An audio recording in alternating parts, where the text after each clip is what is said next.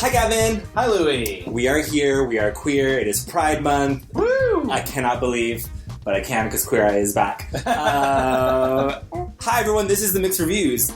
I'm Louie. I'm Gavin. And we're a fun little podcast about movies and all sorts of fun gay stuff. Yes, absolutely. Mostly movies. Most of movies. It's most. I'd say like 80% movies. So anyways, now to talk to you about health. No. right. In health news today on the Mixed Reviews. Okay. How have you been? I've been all right. How about yourself? Really good. I feel like we had a very fun episode last time. I agree. And it's so funny. It almost feels a little weird not to have a third person. And I know how much you like to invite a third person. Wow. Drag me, put me on blast. But also, we are taking applications. Exactly. Louie and I are open. So yeah, me and Gavin are very just... forward-thinking in our relationship, you know, guys? Yeah. Let's turn this podcast into a throuple. Ooh, I love that. Speaking of our last episode, we took a little poll. Yes. And so we talked about Jane Fonda. Yes. And so our poll, we asked you guys what was your favorite Jane Fonda movie. Coming Home, which she won an Oscar for, got 0%. Yeah. The China Syndrome, which I loved and which was your pick, got 9%. Klute, which is her other Oscar-winning film, got 25%. And my pick, 9 to 5, got 66%. 9 to 5 is just like the most accessible, fun, iconic as far as like, I don't know, it seems like enduring. Yeah, and I do feel like, I mean, I don't really know what the age range of our listenership is, but I feel like based on what I know of the people who do listen, it's probably the most seen amongst... Yeah, I would say, though, the China Syndrome is just riveting. Yeah, I love the China Syndrome, and thank you for everybody who voted for it, and obviously these polls aren't scientific, so... I do lots of science on this, guys. I just want to point out, our guest last week, Dan Mecca, you didn't include his pick, Stanley and Iris, and I just want to say he knows you hate him. Honestly, I was like, should I put Stanley and Iris in this? I was like, over her 2 Oscar-winning films. Yeah. And you know what? Dan, I do hate you, so you caught me. That's absolutely not true, because he's going to listen to this episode, so sorry, Dan. I'm not sorry, Dan. No, I'm kidding. We love you, Dan. We miss you, but... Yeah, and thank you. And once again, everybody that contacted us to tell us that they enjoyed us having a guest, thank you. It was fun, and we gave him plenty of more time than we get, so like he was well versed. Mm-hmm. Yeah. I also wanted to mention one of our Twitter followers mentioned we didn't talk a lot about They Shoot Horses, Don't They? Yes, which is a shame because it is such a good movie. It's really... I was like...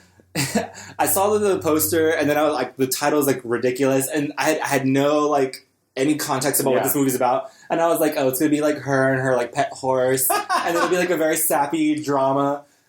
Turns out it's about depression, and it's horrifying. Yeah. And it's very stylish and grotesque. Yeah. So if you're aching for some more... It's just about the dregs of humanity during, you know, what you can get people to do, especially during depression. It's literally the Hunger Games. Yeah. But like... But real life. For real life, and it's horrifying. Yeah. So thanks, Case, for mentioning that out, and he said that was his favorite one. And it's so right, and I mean, that movie was definitely... There were so many hard ones for me to pick through, and it's just something about the China Syndrome really, really stuck with me. But I will admit, I went into a depressive spiral after They Shoot Horses. Oh my god! So. I was like, wait, this is how this ends? Yeah. I was like, cool.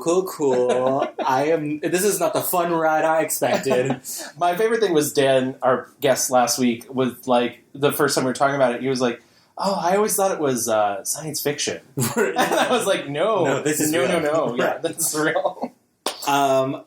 But Jane Fonda's not who we're here to talk about this week. So thank you for being our queen, but we're moving on to another. I love saying that. Thank you for being our queen. Thank you for being our queen. You don't say that enough to me, Gavin. I do. Enough is enough. I say it plenty. Today we're here to talk about Sandra Bullock. Sandra Bullock. Who... I did not realize... Coming into this, I was like, oh, this will be kind of easy. I've seen a lot of her movies. I thought the same thing. Turns out, this womana has 57 acting credits to her name, and I was like, will kill me. This is one of the first times I really felt burnout. On Sunday, I saw Ocean's 8, and after I saw it, I was like, I'm done. Yeah, I was like, I've gathered enough. This has come to I was literally watching like 2 to 3 films a day. Yeah, same. I was at least watching 2 a day, and it was, there was one, I started watching Who Shot Pat. Oh, you found Who Shot Pat. I found Hangmen. So. It's on Amazon Prime. It is, okay. And I got 30 minutes into it, and it's a very weird movie, and I was like, and she hadn't appeared yet. And I was like, I think I'm good. Yeah. I think I'm good with this one. I'm not gonna go through it. All that being said, I had a good time, and it's fun because she has so many iconic roles and movies, but she has also a lot of under the radar movies also. So yeah, it'll be fun. I think it'll be fun to discuss. I think she's a little more interesting than I thought she would be. Yes, she is 100% more interesting than I thought she would be. And that's not to say that I thought she was a bad topic, but I was like, oh, I know who she is. And now I have a very different worldview of who I think Sandra Bullock is. So I think it's kind of a neat way to, approach this. Yeah, so let's get into the rewind.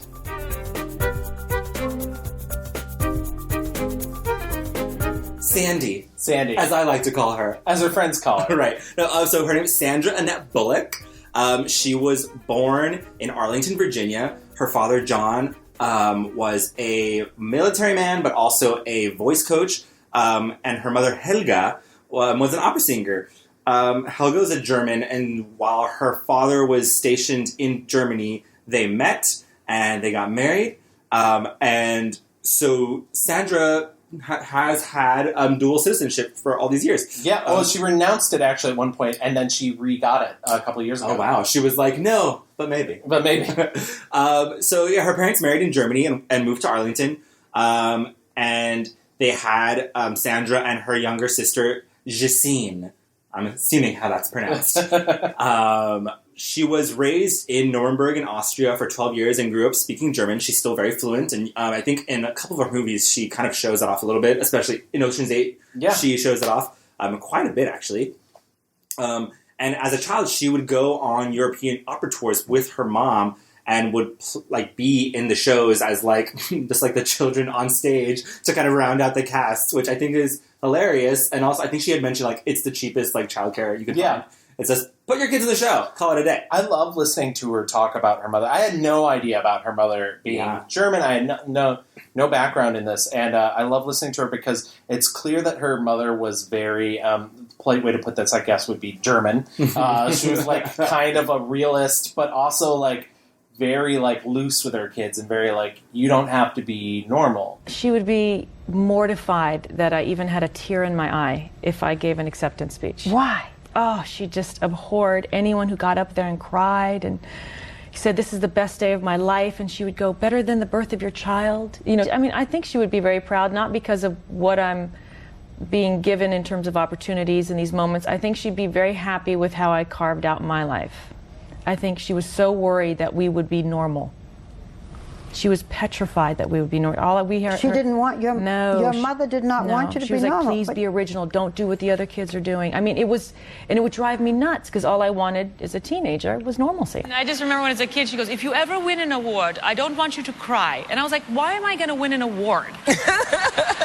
And then I was up there, and because she thought it was just ridiculous. Why do people cry? Because she was very, and then here I am, and I go, well, you can't say anything, you're dead. So it's But that's the joke I had with her. I said, once you're up there, you can't run. She goes, no, I'll be floating around. And she will, and she's here, and she's missed so many moments, but I think those moments wouldn't have happened if she hadn't been up there. She paints this really interesting, stern, but free-spirited picture of her mother. Which I think really well describes what a German opera singer would be. Because she's so entrenched in the arts, but also being an opera singer is such a strenuous way of life. And it's not a long career. Right.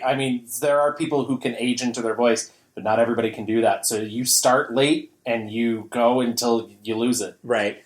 So Sandra studied ballet and she took vocal lessons as a child, being parts of these opera productions. She came to the States for high school, and she was a cheerleader and also performed in high school theater productions.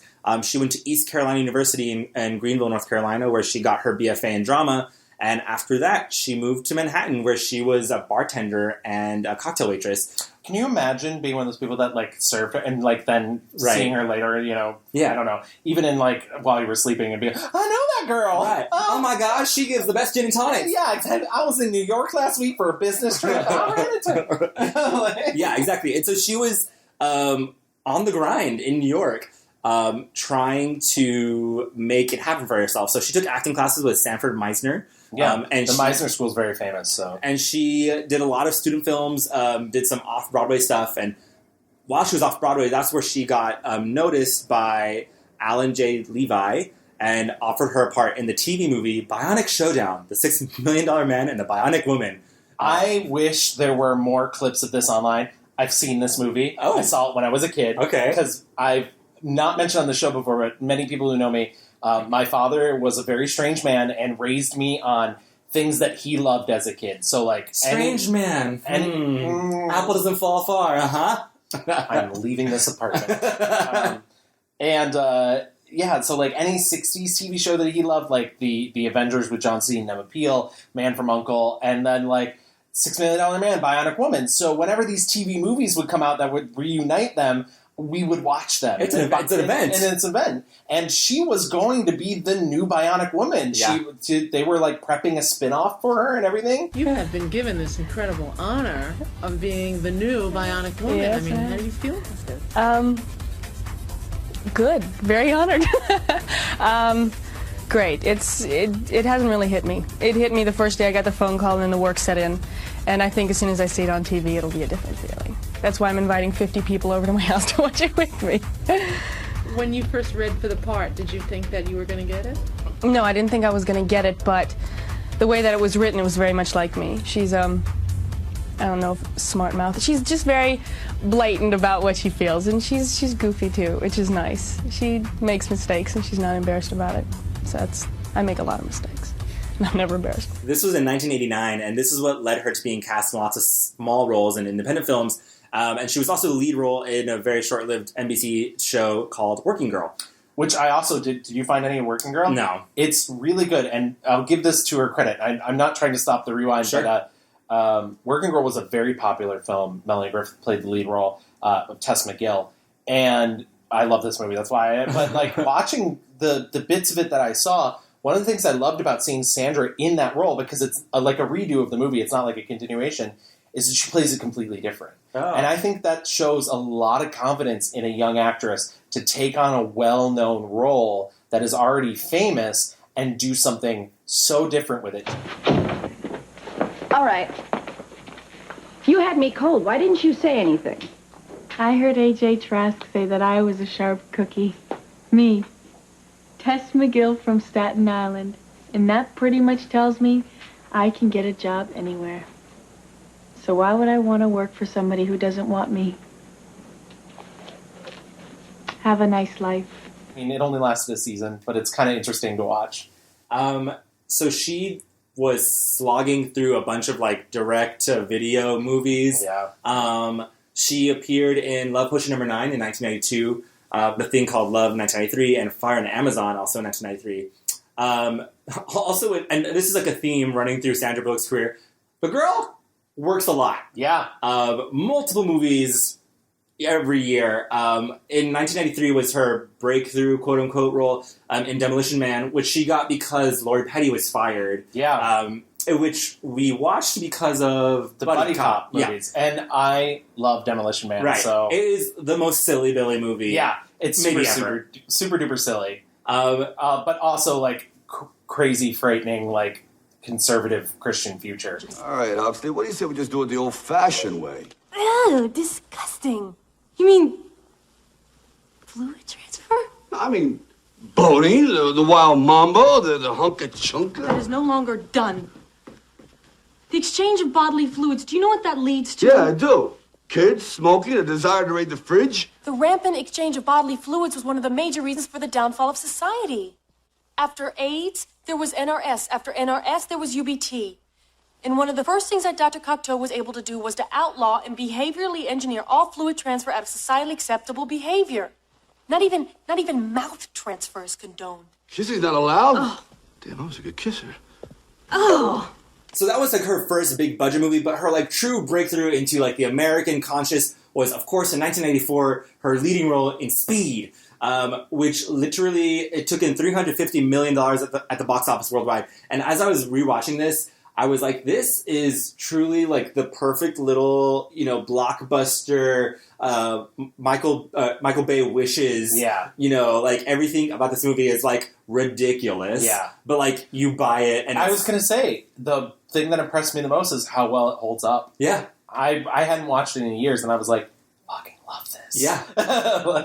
And so it's this movie paired with 1995's While You Were Sleeping that launches her career into the stratosphere, because now she's not only able to do these like the action roles, but she's also able to frontline her own romantic comedy. Right. And so she got a Golden Globe nomination for While You Were Sleeping.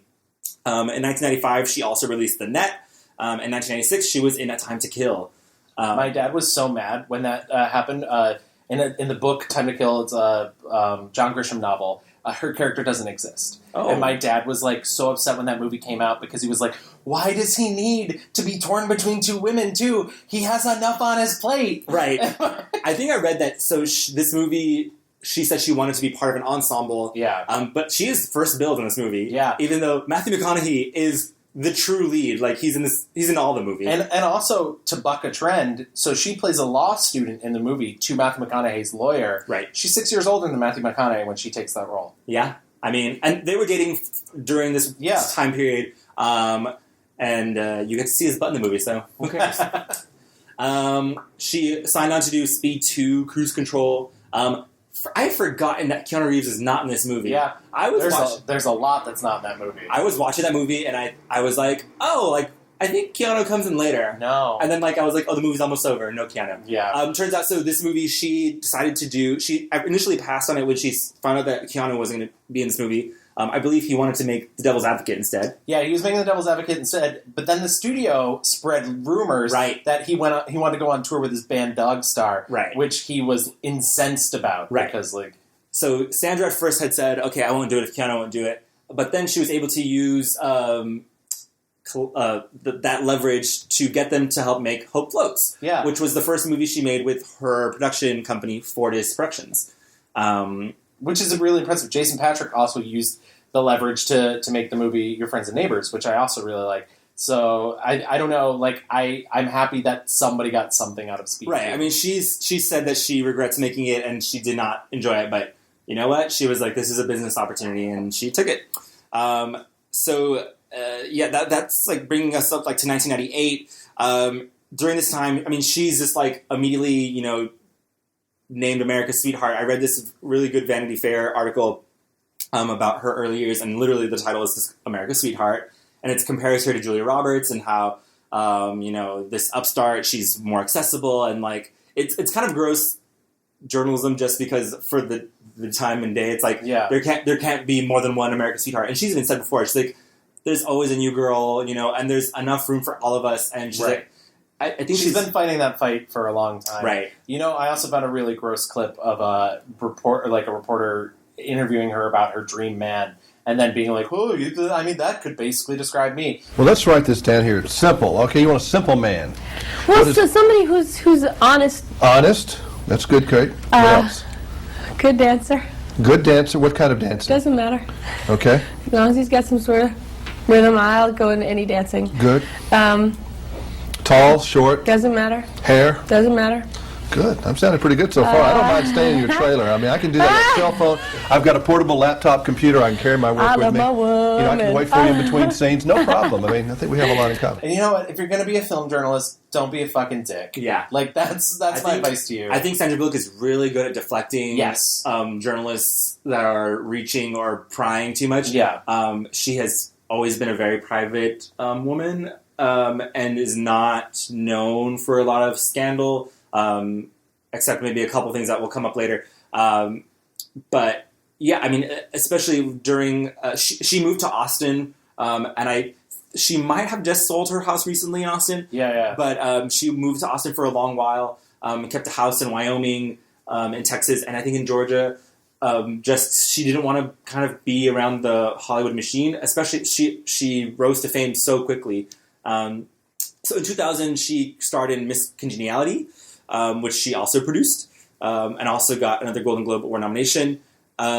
She produced George Lopez show, and which made her tons of money for syndication. And she even won a Raul Julia Award for that, which I love Raul Julia. So I mean, if I could ever win a Raul Julia Award, I would consider that the tops. But that's for excellence in producing for Hispanic and Latin Americans. Right. Yeah. She also, this is around the time when she did 2 Weeks Notice with Hugh Grant. In 2004, she was in Crash, which won the Academy Award for Best Picture. I think I read something. She's been in like 4 or 5 movies that have been nominated for Best Picture, which is good for her. But the movie's garbage. It's fine. I don't know. She did a sequel to Miss Congeniality, and that is a choice she made. Which she also produced. Yep. She reunites with Keanu Reeves in The Lake House. And yeah, I mean, she, like I said, there's just years and years of her just like being in a million movies. Yeah. Her brand of movie, I realize, is like very TBS, TNT like movie that's just like easy to watch. You can put it on anytime, and it's just like, oh, it's a Sandra Bullock movie. Yeah. It's not going to be too gnarly. It's easy watching. In 2009, she starred in The Proposal with Ryan Reynolds, which made a shit ton of money. Yeah, surprisingly. And I think that's an important point to make. Most of her romantic comedies, up until that point, made box office. Right. But, like, this movie was a juggernaut. Yeah. And people don't treat it that way. And it's a weird thing to, like, think about that, like, this romantic comedy did as well as, like, a big-budget action movie. Yeah, $317 million. Yeah. And she also got another Golden Globe nomination for that movie. Later that year, she starred in The Blind Side, which is the rare movie that didn't open at number 1, but stayed at the top of the box office and moved its way into number 1. And it ended up making over $300 million. And I think it is the only movie that has made over 250. Here. The first one in history to pass $200 million mark with only one top billed female star, which is kind of insane. Yeah. That's an interesting... Yeah. And this is, of course, the movie that won her Oscar award. She played Leanne Tui, who is a conservative Christian woman who takes in this African-American kid for football reasons, blah, blah, blah.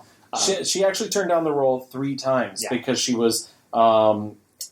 she had discomfort in portraying a conservative Christian. Yeah, and there's a really good interview she gives about, like, the movie has problems. Yeah. And it's this chock full of white savior garbage. And they kind of present the lead boy as having a mental handicap, which is not true in real life. And they don't say it in the film, but it's really played that way. He doesn't, talk that much. Yeah. There are no, positive depictions of any black people. Yeah. It's really bizarre. It's sort of the reverse. We've spoken often about the magical black man. Yeah. The trope in movies, Green Mile, Legend of Bagger Vance. But this is the reverse of that, in which the magical white woman comes in and saves the poor black child with privilege. Right. My privilege helped everyone. Yeah. That year, she also had the unique distinction of winning the Razzie for All About Steve. Yes. Which, honestly, I saw back in the day, and I wasn't that mad about it. You know, I watched it for the first time, and if this is the only time we talk about it, I do want to say this. It's a garbage movie. It's really, really, really bad. I don't think she's doing anything that script did not ask of her. I feel like that's a full 360 developed character. Right. It may not be a good character. It may not be what you want, but I 100% believe she is giving a full performance in that movie. And I hate the Razzies anyways, but to be nominated for Worst Actress for putting that much effort into playing a character that's nothing like what Sandra Bullock plays normally. Right. It's not a lazy performance. No, it's not a lazy performance. But bad movie. Good performance. But she won, so she won for Worst Actress the day before she won for Best Actress. And you know what? She showed up. She fucking showed up. She showed up with a wagon full of All About Steve DVDs I gave him out because she is what? That bitch. Yes. This is really wonderful for the most important reason, because they said no one went to go see this film, but I know that there's over 700 members here. And if I won, that means the majority of the 700 had to have voted, so that means 352, right? She says, you've got to take both sides. If you take either one too seriously, shame on you. And if you disregard the other because it's not all you want it to be, then shame on you too. You should be a good sport about it. We're not curing cancer here. And I fucking love that. Yeah. I mean, this is Sandra Bullock, who is probably the most A-star celebrity you can get.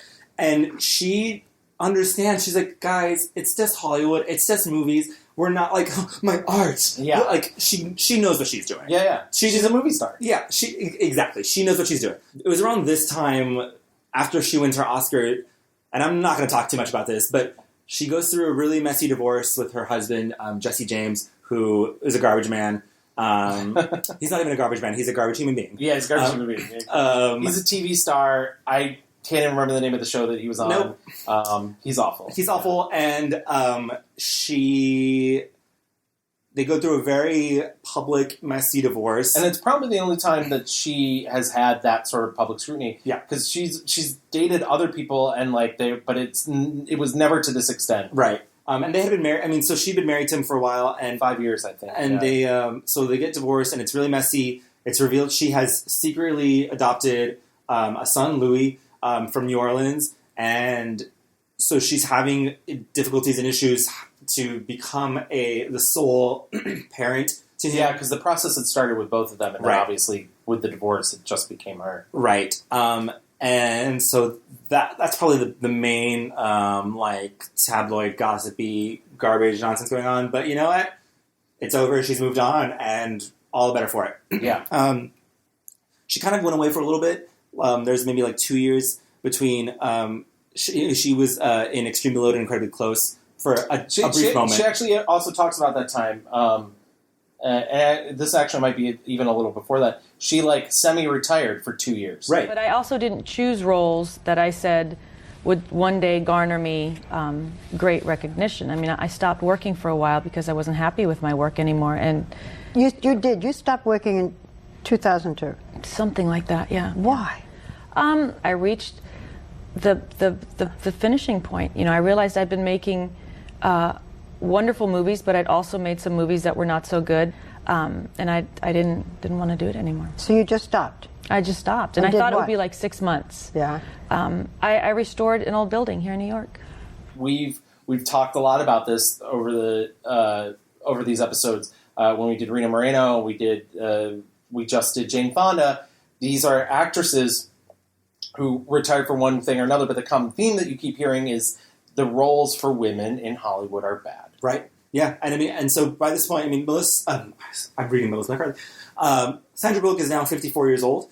And as everyone knows, after 35, the roles just really thin out. And so she's had an incredible career. But I imagine she's just I don't have to do another rom-com. I just really don't. Yeah.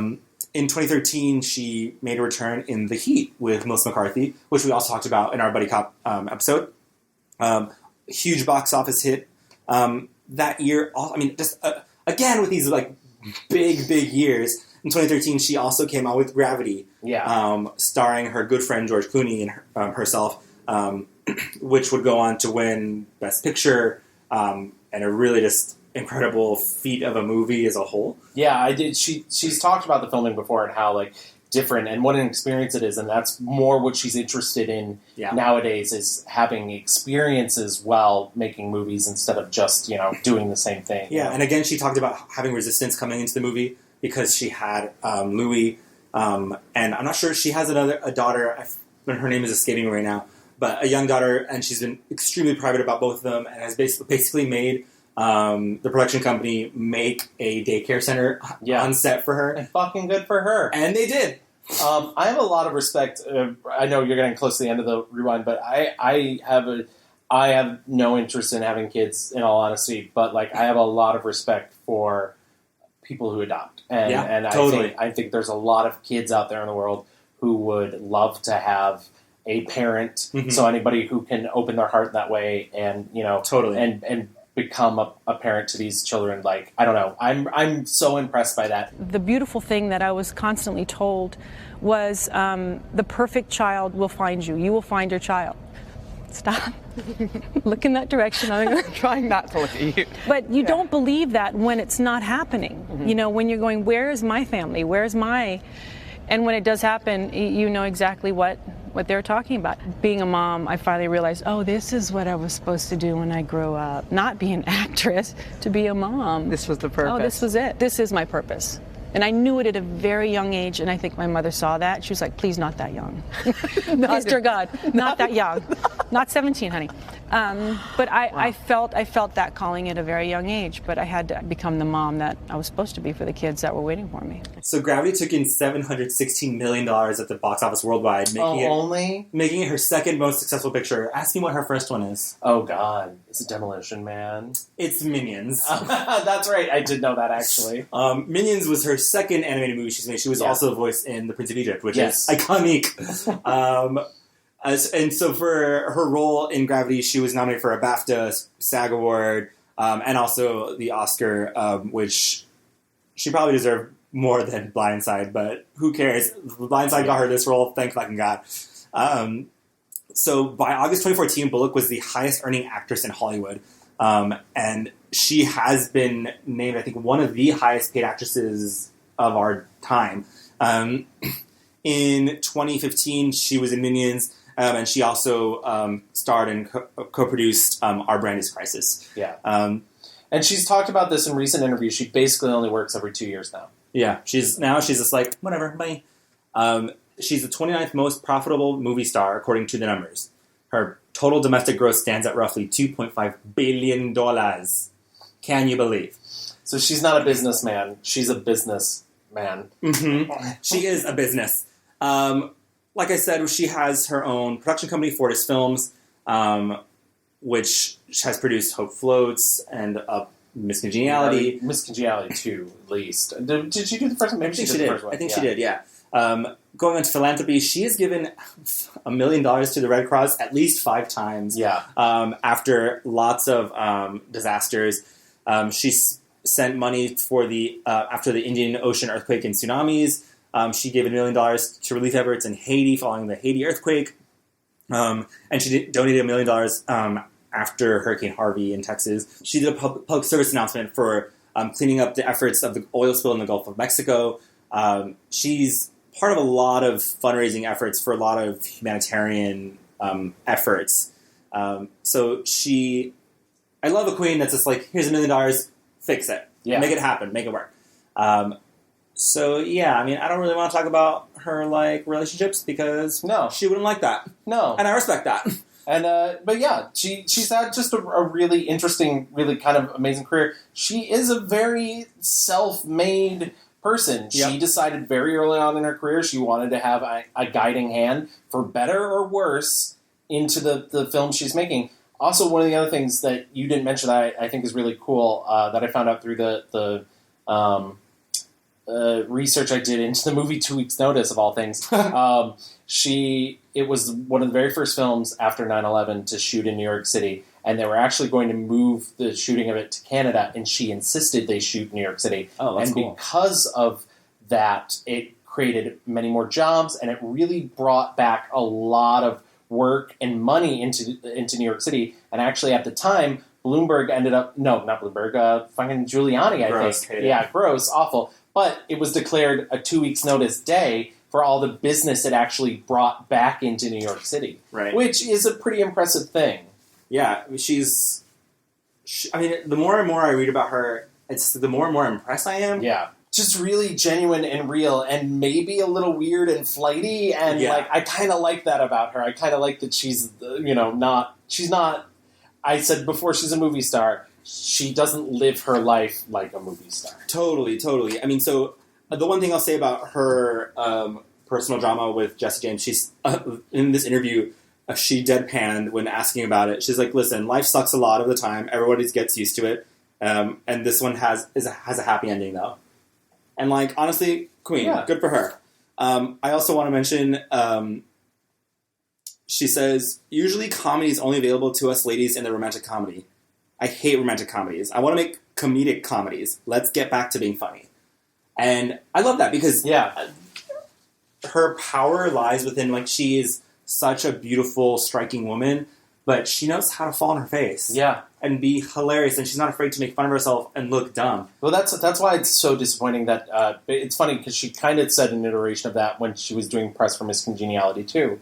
She was kind of like, I'm not really interested in it being like, why does it have to be a man or a woman who fall in love? Why can't it be two women who have this buddy cop thing? And so that's what Miss Congeniality 2 really is. It's unfortunate it's a failure, but that's when you see The Heat come along. And it's weird because The Heat is kind of, I think, the movie she wanted to make. Yeah, for sure. And in this same interview, and this is an interview from The Guardian by John Patterson, and he asked her if she regards the movie business as meaningless and empty. Is she aware of celebrity culture? And she says, oh, yes, because it is meaningless and empty. I'm not aware of it, though. I'm just aware. It holds nothing for me, although it will hold you a great table in a restaurant. If you don't have other real things in your life that you love just as much, then you will drown in it. And that's a woman who just, like, knows what's going on. Yeah. And really knows who she is. Yeah, and finally, just to talk about, I mean, she also has come out saying she fucking hates Harvey Weinstein, has never had to work with him. Yeah, oh yeah, this is a very recent. Yeah. Has never had to work with him, would hear a bunch of things about him, though, and she always thought it was a bunch of bullshit, and, like, she said, I think one of the interviews she said, I would hear, they'd say, oh, well, you know how that girl got that role, she had to sleep with Harvey Weinstein. And she said, oh, and after all the Me Too stuff, she said, oh shit, it wasn't these girls had to sleep with him, he was attacking them. Right. So it I'm sure that's how a lot of people found out. Right. Yeah, right. I mean, and she said, I never believed that these women had to do this stuff, but it's not even about believing. He was out there telling people that, oh yeah, he fucked so-and-so, this and that. In reality, he was being the fucking monster that he is. Right. All that to say, Sandra Bullock is far more interesting than I thought she was. Yes, absolutely. And is a more layered and complex human being than just being, quote, America's sweetheart. Yeah, I wasn't giving her enough credit. And you're right. She's way more than just America's sweetheart. Yeah. So let's talk some reviews. Yeah. Let's do our 5-star reviews. Okay. Let's mix it up.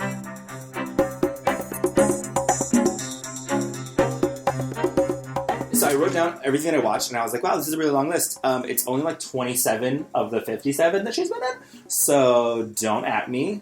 But I rewatched a lot, and I like a lot of her movies, but it really, really just comes down to Miss Congeniality.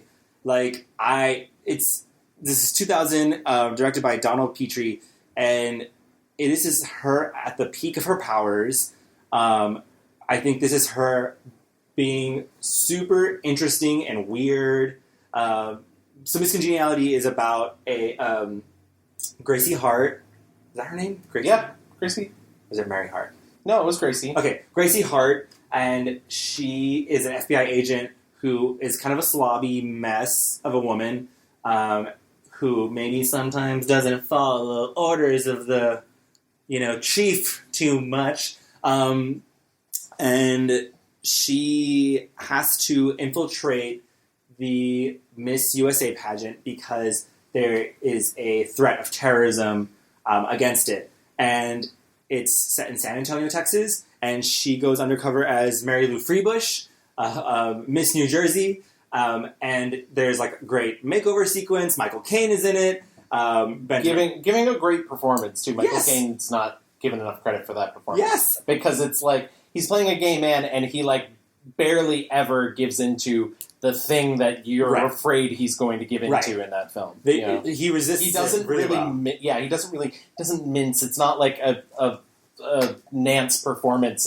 But there's notes, but like they're wonderful. They're so well handled. Also starring Benjamin Bratt as her love interest / partner in crime. Benjamin Bratt, who was also in Demolition Man. It all comes together in America. Also, as the villain, oh my god, Candy Bergen.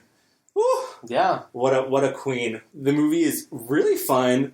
The moment when she... And again, the thing that I think that I love, and I think everyone loves about this movie, she has to go through all the pains and troubles to this insane makeover process, and she walks out of the the warehouse wearing the tightest little purple dress. Yeah. And she looks so hot. Like, it's insane how hot she looks. Yeah. Her hair just, like, kind of whips over, and I'm like, damn. And then, like, at just the right moment, she fucking falls flat in her face, and it's just... And she has perfected this. You see her do this in The Proposal. Yeah. You see her do this in The Heat. And it's... I'm pretty sure she does it in 2 weeks' notice as well. It's just, like, perfect every single time. It is a joke that does not get old. And yeah, I mean, it gives you the iconic lines from Miss Rhode Island, who says, "What is your favorite date?" April 25th. It's not too hot, not too cold. All you need is a light jacket. Like, endlessly hilarious movie of just, like, it's an easy breezy, silly comedy. I do have to say, Gavin, guess what the Rotten Tomatoes score for this movie is? Oh, I'm guessing it's not good. Is it like 16 something? Oh, that's generous. I'm being generous. I will say this while you're looking that up. Mm-hmm. I rewatched it. I love it. So I'm not saying anything bad. But I will say, in the year of our Lord, 2018, the sexism stuff hits a lot harder than it did when I was like, ooh, some of this is, like, not as funny as I remember being. And that's barely anything having to do with Sandra Bullock. But the way that she's treated, and plus the trope of being, like, the ugly girl just by, like, having her hair up and having thicker eyebrows. And right. She's played that girl a lot of times, though. Yeah. She was that girl in Love Potion number 9.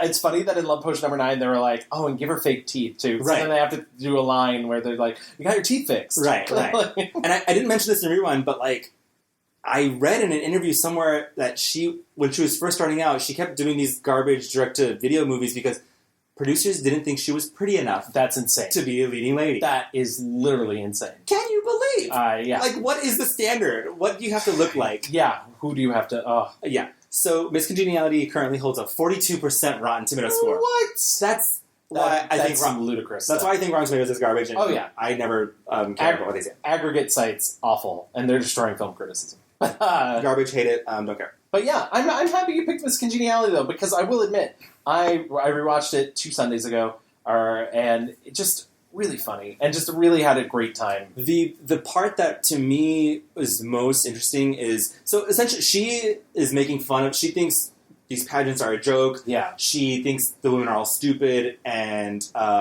just very surface. You know, and the movie does a good job of introducing you to a lot of women and a lot of, like, varieties and shades of women. Yeah. Also, shout out to the song "You're One in a Million." So good. But there's a moment when she makes it to the top 5, and they ask her, you know, what she would say to people who think pageants are out of date. Because a big theme of this movie is how pageants have not aged well. Right. And there's the whole joke of how it's not a pageant, it's a scholarship program. Yeah. And she gives this, like, really beautiful monologue where she's like... Well, I would have to say I used to be one of them. And then I came here, and I realized that these women are smart, terrific people who are just trying to make a difference in the world. And we've become really good friends. I mean, I know we all secretly hope the other one will trip and fall on her face, but... Oh, wait a minute. I've already done that.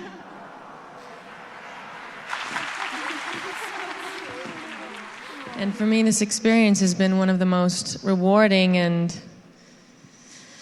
liberating experiences of my life.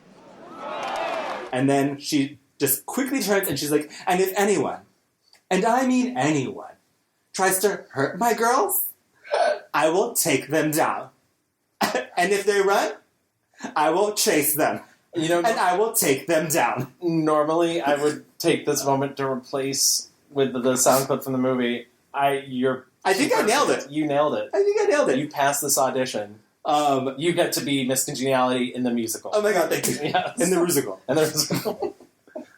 Yeah, this movie is just a bunch of fun, and I think she's very good in it. I think a lot of people don't give, first of all, comedy enough credit anyway, but I can't see anyone else doing what she did in this movie. Yeah. It's truly, you know, the best of everything she has to offer. So that's my 5-star review. I real quick, I really wish I could give it to Speed, just because I do think her performance is really fantastic in Speed. So I just want to give her a really quick shout out. He didn't leave me. I can't believe it. He didn't leave me. Didn't have anywhere to be just then. I have to warn you.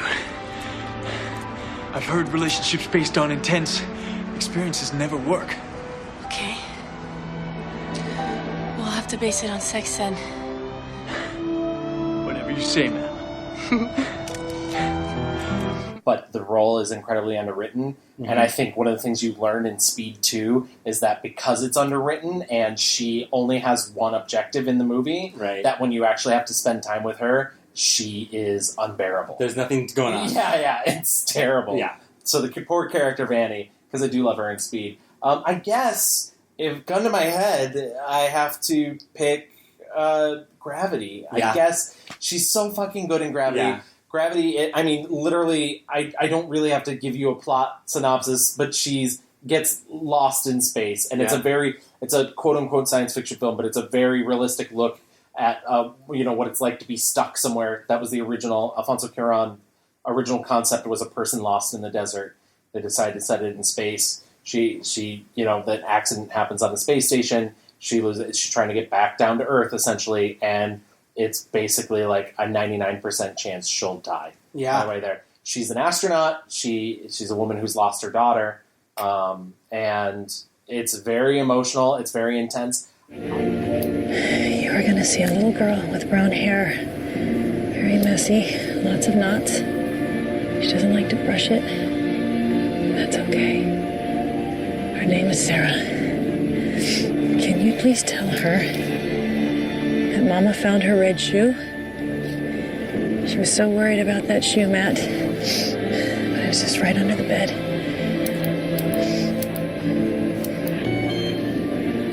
Give her a big hug and big kiss for me and tell her that Mama misses her. Tell her that she is my angel. She makes me so proud. So, so proud.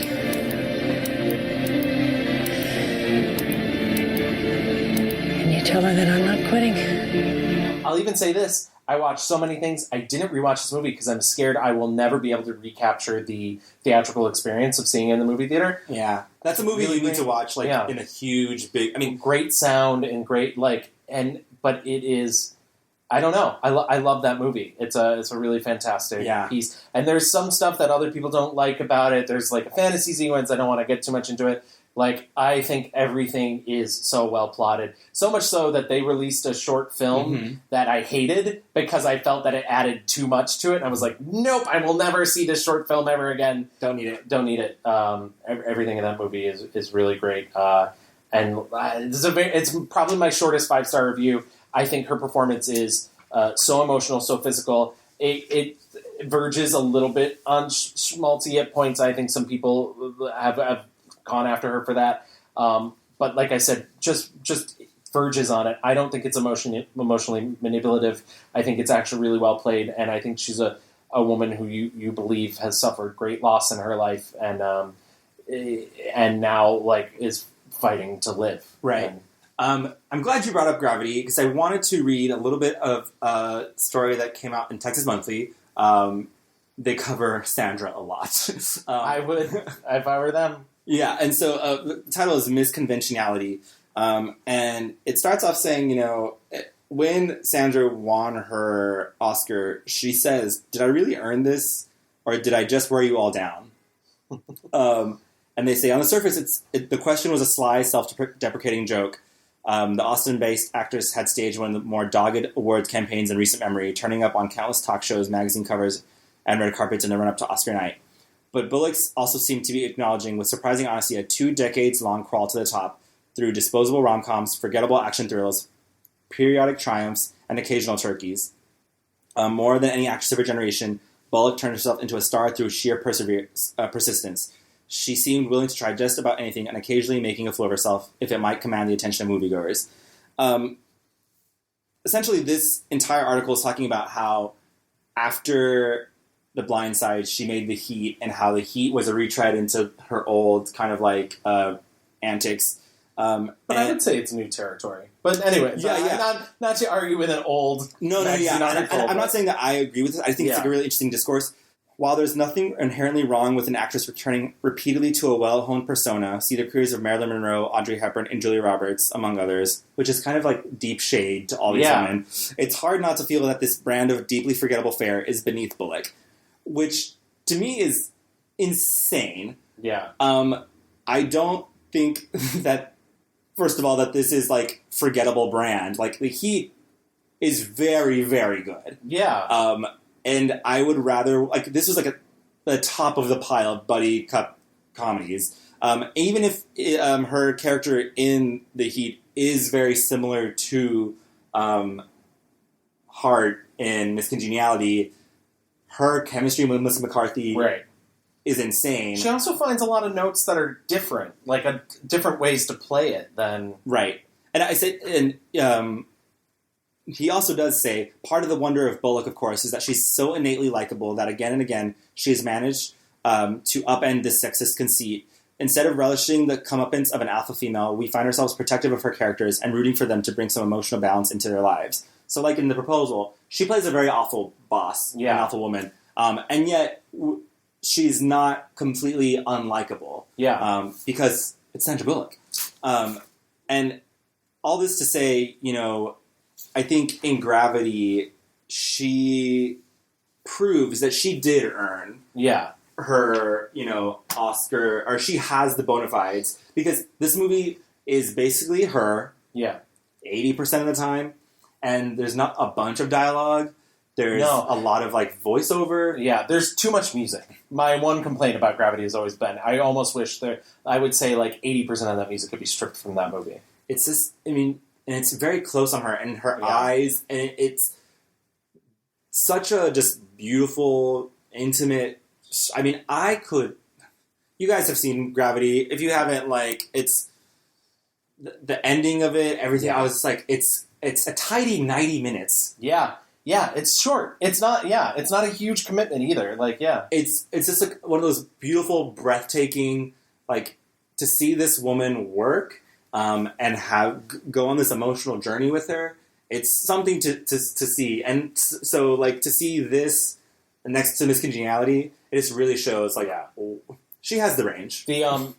Before we move into our 1-star reviews, is there anything else that you picked up on? I think The Proposal is very funny and very good. The Proposal's great. And I'm glad you brought up that she plays a very unlikable character. And obviously, because it's a romantic comedy and we have to like her by the end, she does get better and we see the more human side of her. But I like that there is a point in her career where she decided she didn't have to play the bubbly. You know, she's playing the exact opposite of the character she played in 2 Weeks' Notice. Right. I want to mention, just because this is a movie that I hate that I love, and it is called Forces of Nature.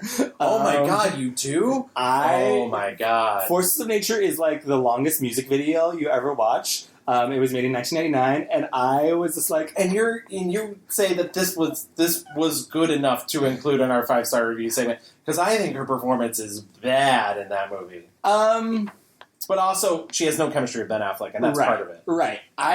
Maybe I'm talking less about her now than just the entire movie. Okay. I think it's such a dumb, like, they're like, uh-oh, fire. Uh-oh, water. And, like, there's the whole scene where they're, like, running through the rain, and, like, for whatever reason, someone... It's hail.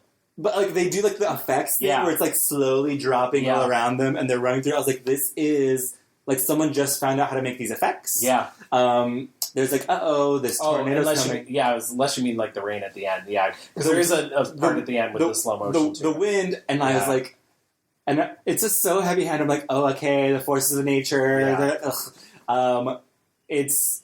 just the most ridiculous... And what I will give this movie, though, she does not end up with Ben Affleck. That's not a plus for this movie. That is a plot for the movie. No, it's not a plus for this movie, because it makes you sit through 2 hours of excruciating pain, and then the right couple doesn't even end up together. I don't think they're the right couple, They are the right couple. No, they don't have chemistry. Insufferable. No, I have to hard disagree. I remember when I want those people to have the worst lives. No, I remember as, like, a young, MTV watching teen, I was like, oh my god, like, this woman helped him realize his like fear about committing to this woman, and I thought it was so refreshing that it's not like them and the antics that make like I was like, what a fucking awful thing of like nature made him like break up with his longtime girlfriend to go with this like fuck up who and yes, she needs to go figure her shit out with her son, Gavin. No, this is all bad. You've not convinced me of anything. I just saw this movie for the first time a couple weeks ago, and I haven't convinced you that she doesn't need to go spend time with her son. Instead, she needs to end up with Ben Affleck? Because she's a fictional character, Louie. And I do not care about her. Okay, Gavin. I really enjoyed, I think one of the earliest places that you really see she's a star is The Thing Called Love. I don't know if you I did not watch that. She plays sort of she's the comedic best friend and to Samantha Mathis. It's a movie, and Samantha Mathis wants to be a country singer. She gets in a love triangle with Dermot Mulroney and River Phoenix. River Phoenix's last film. And Samantha Mathis was dating him at the time. And honestly, any scene that Sandra Bullock is not in, you want her to be in. And like that's one of those things where you like you can so see she's going to be a star. She steals every moment.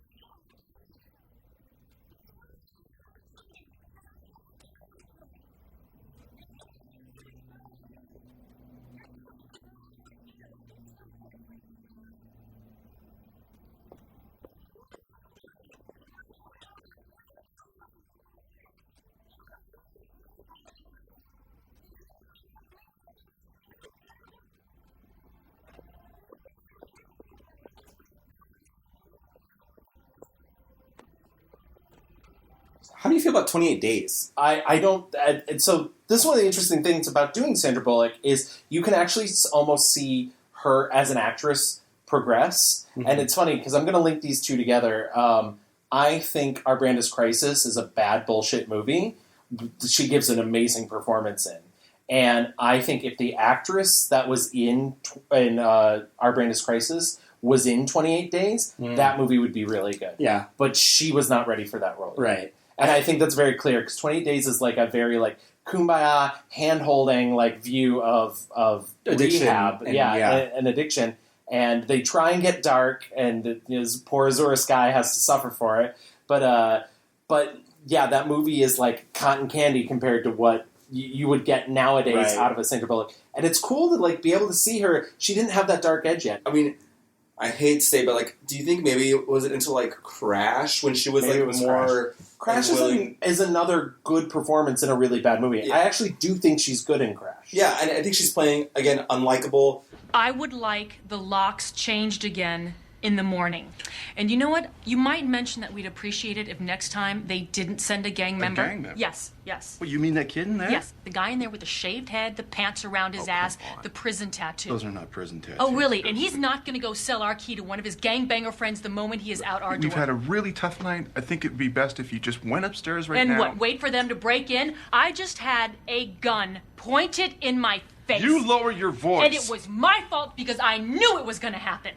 But if a white person sees two black men walking towards her and she turns and walks in the other direction, she's a racist, right? Well, I got scared and I didn't say anything, and 10 seconds later, I had a gun in my face. Now, I am telling you, your amigo in there is going to sell our key to one of his homies, and this time it'd be really fucking great if you acted like you actually gave a shit.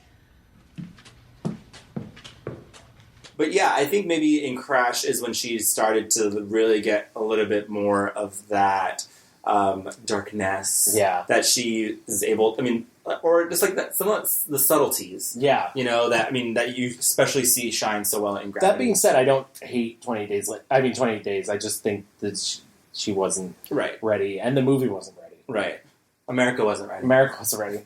So I guess now, taking that segue, do you want to move into our 1-star reviews? Sure, let's do it. My 1-star review is 2002's Divine Secrets of the EIS Sisterhood. Wow. Directed by Callie Corey. I didn't see that one. It's really bad, and you saved yourself. It's essentially, so first of all, she's window dressing. So it's a little unfair because her role is very thankless. She's a playwright. She does an interview with, I think, the New York Times, but I don't want to slander them, where she basically says her childhood was unhappy. And her mother reads this interview, and her mother's played by Ellen Burstyn, and she goes into, like, a hysterical fit of depression and, like, cuts her daughter off. And so she has this group of friends that she's had ever since she was a little kid, her mother does, and they decide to come to New York and bring Sandra Bullock back. And in order to do that, they fucking drug her. Ugh. They drug her in New York. She wakes up in New Orleans, and this group gives her mother's, like, secret scrapbook, which essentially is her diary, and she learns all about her mother's life that she didn't talk about. And it basically at that point becomes a, like, very low-rent Tennessee Williams. Like, her mother had a bad life because at one point as kids, they went to visit one of her friend's cousins, and his cousin said the N-word in front of one of their servants, and they all stood up and they threw their plates at him. And I was like, these are 9-year-old Southern girls in the 40s. They did not. Right. And then her mother... So young Ellen Burstyn is played by Ashley Judd, which also is terrible fucking casting. I love Ashley Judd. I love Ellen Burstyn. They are not the same person. Trash. Her mother is obviously suffering from some mental illness, played by Cherry Jones, giving the only inspired performance in the film.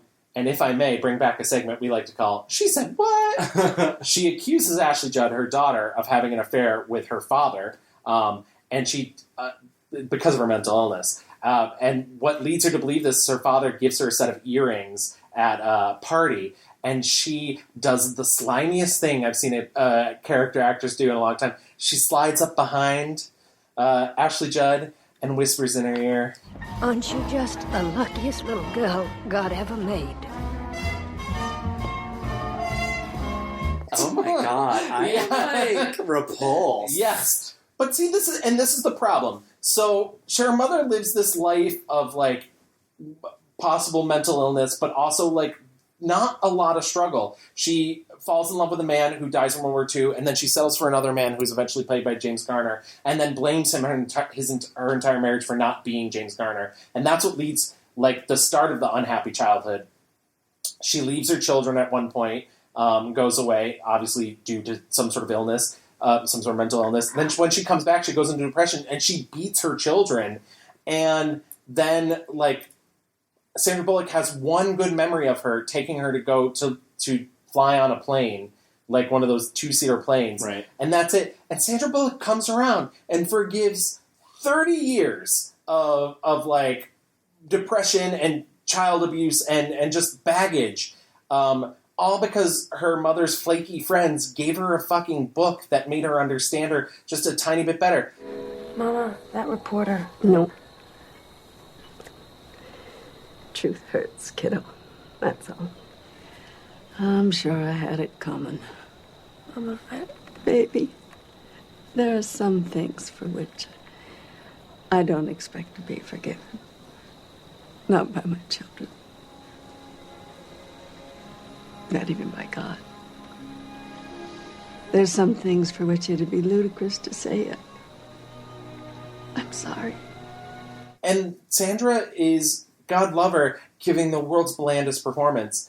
I don't know what... I mean, I get what drew people to this movie. We've talked about this before, the sort of beach read, where, like, you read a book and you're like, man, this would make a good movie. But there's nothing here. It's hollow. It's hollow all the way through. It's a film full of hollow performances, and no one is more thankless than Sandra herself in it. Not so divine? No, not at all. And it really bums me out. I remember my mom watching this when I was younger, and I had not seen it. Yeah, it's pretty dismal. And it's full of people I love. As I mentioned, Ellen Burstyn, Maggie Smith doing the worst Southern accent I've ever heard. Flanola Flanagan, whom I also love, and Shirley Knight play all the older friends, and it's just... I feel like Sandra is, like, often surrounded by suspicious accents. Yes. Including ones that she attempts herself. Yeah. This is not my 1-star review, but I saw If 2 by C.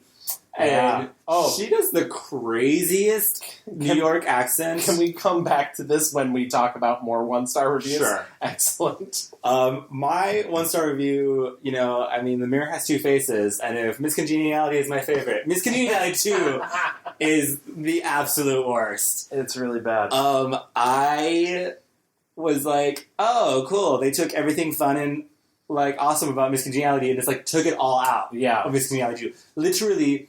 They were like, what if we take our lead character and made her insufferable? Yeah. It's the same thing with Speed 2. Like, literally. And I think part of it is the sequel, like, nightmare is that they will take the things that they think people like and turn them all up to 11 and then just jettison everything else. Like, and that movie, she, like, literally Miss Congeniality, not to steal your 1-star review, but in Miss Congeniality 2, within the first 10 minutes, she goes from Beauty Queen, because apparently the pageant was like yesterday. It was 3 weeks ago. Yeah. She goes from the Beauty Queen back to the non-Beauty Queen, back to the Beauty Queen, back to the non-Beauty Queen in the first 10 minutes. She is like, so the whole point of Miss Congeniality 2 is it's 3 weeks later and she's ready to get back into the field. A bust goes awry because a civilian recognizes her because she's kind of famous now, and so her cover is blown. And so the FBI says, hey, why don't you become our, like, kind of spokesperson and our brand ambassador. Exactly. And you'll go out on shows and talk about how cool and great the FBI is. Instead of the wonderful Michael Caine, we get whatever that fucking guy is from the Drew Carey show. I do like him, but not in this movie. Not in this movie at all. Whatever his name is. I'm not even going to look it up. I don't care. And he's like, oh, honey, they decided to make you over for 2 weeks. This is for your whole life. And he is playing full, like, homo garbage, like, mincing and just... Diedrich Bader. Yeah. Sorry. I didn't look it up, folks. That was just in your brains. Yep. And so he, like, I don't know. I don't even know what he does to her, but all of a sudden she's like, I'm only wearing Chanel now. Yeah. And can you please get me some coffee? And she turns into a garbage human being, and she's, like, crushing little girls' dreams at book signings. Yeah. The other kids are doing their report on Beyonce or Britney. But if you come to my school and talk, they'd see why being an agent is so cool and stop getting on me. I would really love to, but as you can see, the agency's got me pretty busy. There you go. Thank you very much. But what you could do is just pull your hair up every once in a while. It would really open up your face. Because remember, people care about people who care about themselves. They hire Regina King to be her bodyguard. And you feel so bad that Regina King's in this movie. Regina King deserves everything. Everything. She has worked so hard for every Emmy she has, okay? And she has a bad attitude and will beat you up. The physical stuff, and I mentioned this with Monster-in-Law last week with Jane Fonda, like, there is some weird perverse, like, some executive somewhere gets off at watching women hit women. Yeah. And it's the weirdest fucking thing. And I get, like, part of it is, like, a reverse sexism thing where you're like, well, guys punch each other all the time. But it is done in the weirdest ways in this movie. Yeah, and it's almost like they have to, like, connect. Whatever. So Miss Rhode Island and William Shatner, who was the host of Miss USA pageant. The only other people they could get back. Right.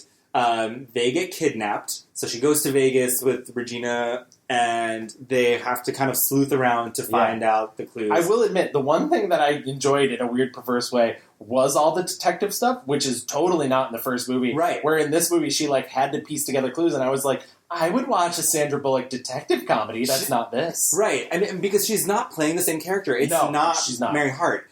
Not Mary. Gracie. Gracie Hart. It's not Gracie Hart. Yeah. It's just this brand new character. It was kind of like they told Sandra... I'm glad you feel this way, because that's when I watched it, I was like, this isn't the same character. It's not. It's like they gave her a note that said, oh, your character is this now. Yeah. And she just, like, forget, like, all of, like, the bumbling, sloppy... original Gracie Hart is gone, and it's this kind of a bitch. Yeah. And one part that really just, like, rubs me the wrong way is they're trying to track down a Dolly Parton drag queen. Yeah. They go into a club and they're dressed up. She's dressed up as like this kind of like a chorus girl, Vegas showgirl, and Regina is dressed up as a Tina Turner, and they have to like put on a show. And Regina's like, "No, I can't sing. I'm not going to sing." And I was like, "Do they know how drag works?" They literally just showed us a Liza Minnelli drag queen lip syncing, 100%, and they get on stage and they're booing her until she starts singing over the track that is also singing. Right. And I was like, "What the fuck is going on here?" I think this movie has like a 15 on Rotten Tomatoes. Well deserved. Just truly trash. It's really unfortunate. So are there any other? I mean, do you want to talk If 2xC? Yeah, If 2xC was a slog, and I would have given it to that if not. I had not seen Divine Secrets of the I.S. Sisterhood. Also, the amount of homophobia in that movie. Yeah, and it's a lot. So 2xC is her and Dennis Leary as a couple, and they've stolen a painting, and chaos ensues from there. But like, Dennis Leary co-wrote it, and this dude is not comfortable in his heterosexuality at all. A lot of F-bombs. Yeah, from both of them, too. I'm talking about the theater, I'm talking about cats. We have seen Batman Returns 12 times now. Honey, no. We've seen 3 different Batman movies, 4 times each, okay? Well, you know what? They all suck. I'll tell you what, I'm not going to drive 4 hours each way down to New York just to see a bunch of fags dressed up in tights and fake whiskers pretending to be cats, okay? Oh, okay. Huh? Oh, so a guy... How about Bugs? They got their own show yet? All right, Jesus let me ask you a Christ. question. So a guy dressed up like a bat, that's okay, right? But a guy dressed up like a cat is a fag? Yeah, Batman's different. He's got the cape and the cowl. And spends all his time with a teenage boy. Talk to the hand, all right? Sometimes her accent is like, she's supposed to be this Jewish girl from like Manhattan, and I was like, where? In what world? Where are you? And her accent is just insane. Did not like. And then just 2 others from me real quick. Okay. I just want to... Gun-Shy with Liam Neeson, where she doesn't even play a character. She basically shows up like half an hour into the movie. It's a movie, he's a constipated hitman who like can't get over the fact that a gangster shoved a gun up his ass. Literally, that's the plot of the movie. Wow. And she is a proctologist, and like she is not a character. Hate it. I hate it every second of it. And Premonition. I was going to say Premonition. Which is a movie that doesn't know how premonitions work. Right. Because a premonition is like a flash or a sense of something of the future, like a vision of the future. This movie's literally about 2 competing realities, right. One where her husband's dead and one where her husband hasn't died yet. It's like, have you not seen Charmed, yes or no? Yeah, exactly. There is one thing, I kind of wish I brought it up in 5-star reviews. I watched The Lake House for the first time. Mm-hmm. I don't think it's anywhere near as bad as anybody makes it out to be. And I will say, Keanu, for everything that, and every bad thing people say about Keanu, I also don't think he's a bad actor. I think he's a very specific actor, but they have chemistry. They do. And I know they spend really most of the movie apart, but I think that movie's like, I don't know, it's silly and romantic, and like, I don't think, everybody gets hung up on the time travel aspect. It's not real time travel, guys. It's a fucking magic mailbox. Right, and it's literally just a magic mailbox. Yeah, if you can buy into a magic mailbox, you can buy anything else that happens in the film, such as him planting a tree and her suddenly appearing. It's movie magic, and I'm fine with that. Yeah, I think it's a sweet movie. Also, like, it was I imagine they're like, like a weird rom-com kind of. Yeah. And, because it's not really a comedy, but no. But the scenes they do share together, though, that last kiss is like, what, have neither of you ever kissed a human before? But they have it. They do. Yeah. There's a spark there. I like them. I mean, I think Keanu in Speed and in Lake House, I was like, yes. He's so good in Speed. He's very good in Speed. I wrote all these other movies down. I mean, Practical Magic, I thought was fun. I actually re-listened to part of our Witches on Film episode, because that's another one that's come up before, and remember you not liking it that much, but I rewatched it.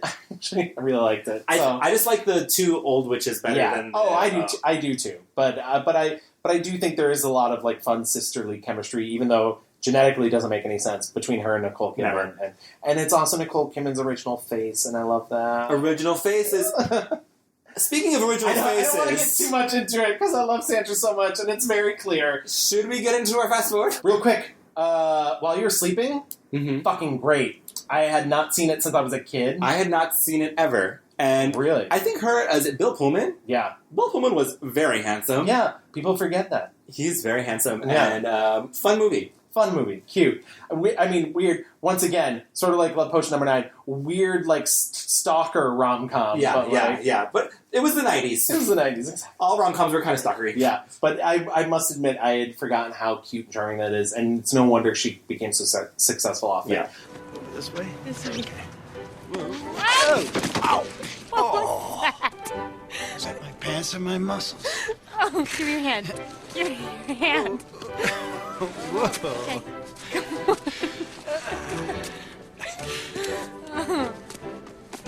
Oh, man. You have an extra pair of pants in your apartment? If you fit into my pants, I will kill myself. You don't have to follow me. Oh, you block the wind.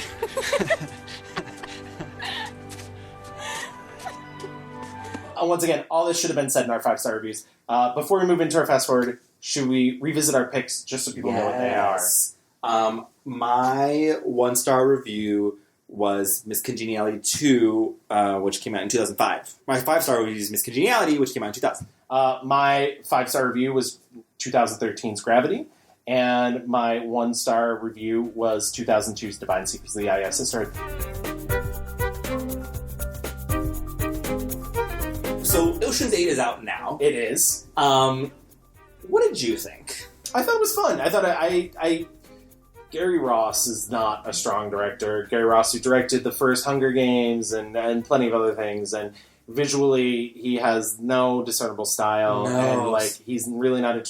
And to see him try and do a Steven Soderbergh film is it felt like cheap, like when you first get like iMovie on your computer, it's like all these effects, and I was like, Kevin, I was shocked at how bored I was in this movie. You were bored, though. Oh, see, I had a lot of fun. I mean, there were definitely moments where I was like, these queens. Right. These queens of film and stage, looking amazing. Yeah.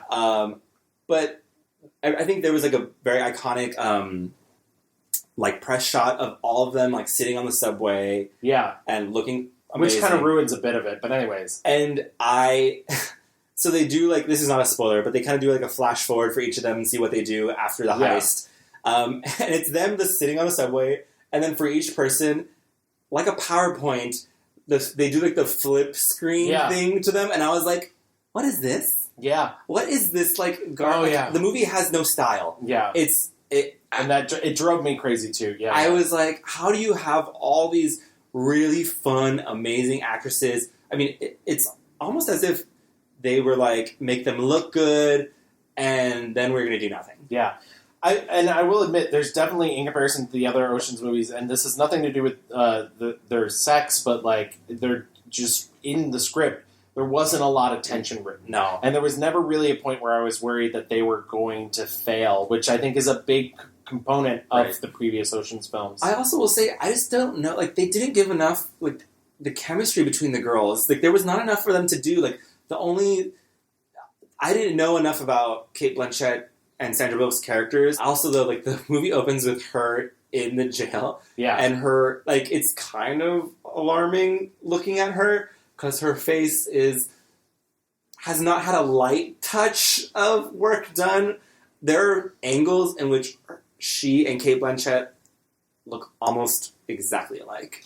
It's funny, I've heard of, this is on a different podcast, and I can't remember what I was listening to, but they were talking about some actresses nowadays come with their own personal digital touch-up artists who get to go into a film after it's done and do like the face touch-ups digitally. It looked like it. I was going to say, during that opening scene, that's all I could think of. And I don't want to talk about this because I hate when people talk about plastic surgery unless it's like part of someone's story, but I agree. It was there. It was a little heavy. See it. Yeah. And I will say, she has talked about, in interviews I read, where she said, I want to be in front of the camera as long as I'm comfortable doing it. Yeah. And then when I'm done with that, I'm going to be a producer, director character, and which I'm like all for. I wish, though, she would just be like, fuck it, I don't care. Because it's almost as if she's a product of, she's been working for so long and knows what it takes to like be the like youthful, pretty, blah, blah, blah. And I wish she would kind of just be like, you know what?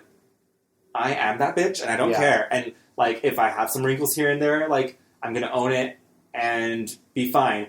To me, it almost reads as if she's saying, if I'm not pretty enough to get the roles anymore, I'm going to just retreat and go away. And I really hope for her in the future that that's not the case, because I think she, with the right roles, she is so good. She said that she does not want to get married again. Yeah. She said she's very happy and she loves love and being in love, but she is just more concerned with raising her kids and leading this life that she's built for herself, which I respect. The one thing that's in production right now that's going to come out in 2018, it's in post-production and is expected out this December, is a movie called Bird Box. A woman and a pair of children are blindfolded and make their way through a post-apocalyptic setting along a river. Now, sounds weird, but it's her and Sarah Paulson again.